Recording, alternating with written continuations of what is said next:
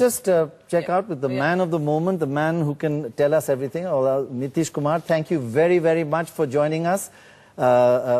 Considered a very good chief minister, but you've got the arithmetic of elections to look at. But few months left now for the biggest election of your life.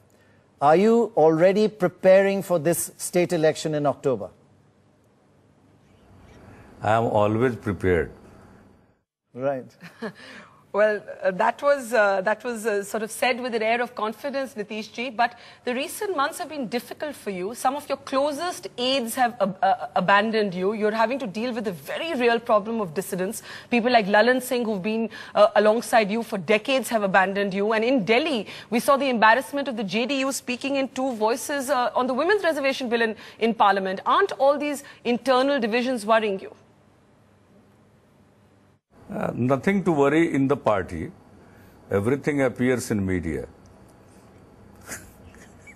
But you can't blame the media for the very real divide on the women's reservation bill. How will the JDU vote in the Lok Sabha on this if there's nothing to worry about?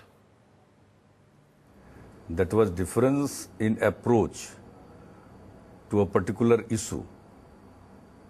I favored that bill be passed first. Then we will go into the details of quota within quota. I am not opposed to quota within quota. But on that count, the bill should not be now blocked. So that was my opinion. And I expressed it before party leaders also, and publicly I expressed my view. That's all. But this was limited to this particular issue. I don't think there is any much difference, or what to talk of much difference. There is no difference at all on other issues, so far as I know. So does that mean you've persuaded Sharad Yadav, who many believe control your MPs in the Lok Sabha? No. How can I persuade him to accept my line? He sticks to his own line. I have taken a different line. That's the situation. But you know, the Congress could not place it in the Lok Sabha. After getting it passed in Rajya Sabha, our 5 honorable members of Rajya Sabha from our party voted for the bill, you know. But in Lok Sabha it could not come. It was not brought in the Lok Sabha by the ruling alliance.